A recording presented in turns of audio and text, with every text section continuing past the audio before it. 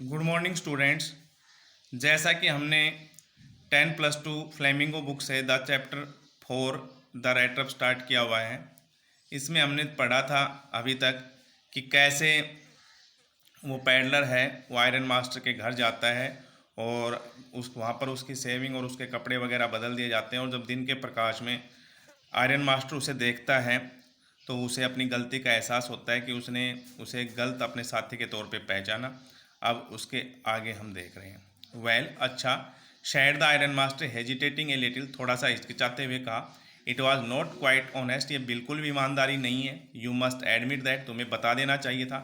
And I should not be surprised, और मुझे हैरानी नहीं होगी, इफ यदि the Sharif would like to have something to say in the matter, यदि शरीफ होता है कानून अधिकारी, परगना अधिकारी या पुलिस वाला भी आप कह सकते हैं, यदि वो इस विषय पर आपको कुछ कहे तो मुझे बिल्कुल भी हैरानी नहीं होगी।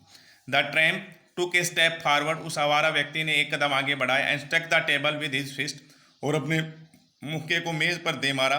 Now I am going to tell you, अब मैं तुम्हें बताने जा रहा हूँ mister iron master, how things are, चीज़ें कैसी होती हैं। ही सेड, उसने कहा, the whole world is nothing, ये पूरा संसार कुछ नहीं है, बट ए बिग रैटरअप, सिवाय एक बड़ी चुएदानी के।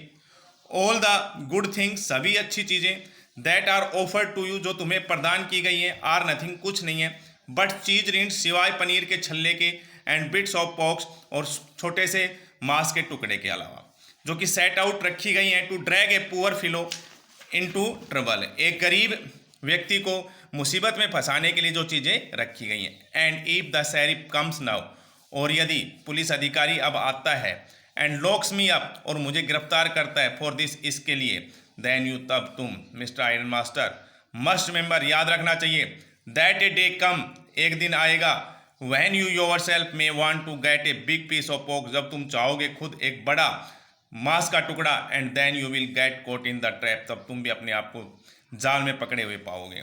The iron master began to laugh, iron master ने हंसना शुरू किया। That was not so badly said my good fellow, मेरे अच्छे मित्र, तुमने इतना बुरा भी नहीं कहा। परहैप्स, शायद, वी शुड लेट दैट शरीफ अलोन ऑन क्रिसमस एव, हमें उस पुलिस अधिकारी को इस क्रिसमस एव पर अकेला ही छोड़ देना चाहिए। बट नाउ, लेकिन अब, गेट आउट ऑफ एयर, यहाँ से चले जाओ, as fast as you can, जितनी जल्दी तुम जा सकते हो। But just as the man was opening the door, लेकिन जैसे वो आदमी दरवाजा खोल रहा था, द डॉटर शेड, लड़की ने कहा, आई थिंक, मैं सोचती हूँ, he ought to stay with us today, इसे आज हमारे साथ रुकना चाहिए। I don't want him to go, मैं इसे जाने नहीं देना चाहती हूँ। एंड विद दैट, और इसी के साथ सी वेंट, वह गई, एंड क्लोज द डोर, दरवाजा बंद कर दिया। What in the world are you doing, said the father, पिता ने कहा, ये तुम क्या कर रही हो इस संसार में। The doctor stood there quite embarrassed, वो लड़की वहाँ परेशान खड़ी रही, एंड हार्डली न्यू, और बड़ी मुश्किल से जानती थी, व्हाट टू आंसर, कि इसका क्या जवाब दे, वो इसका बड़ा जवाब देना नहीं जानती थी। दैट मॉर्निंग, इस सुबह, she had felt so happy, इस सुबह उसे बड़ी प्रसन्नता महसूस हो रही थी। वहन, जब सी थॉट, उसने सोचा, how home like and Christmas, कैसे घर जैसा और क्रिसमस जैसा, she was going to make things, चीज़ें बनाने जा रही थी, for the poor hungry wretch, इस अभाग्य व्यक्ति के लिए। She could not get away from the idea all at once, वो अभी भी उस विचार से अपने आप को मुक्त नहीं कर पाई थी। एंड दैट वाज वाई, और इसलिए, सी हैड इंटरसीडेड, उसने पक्ष लिया, फॉर द वैगाबोंड, उस घुमक्कड़ व्यक्ति का पक्ष लिया।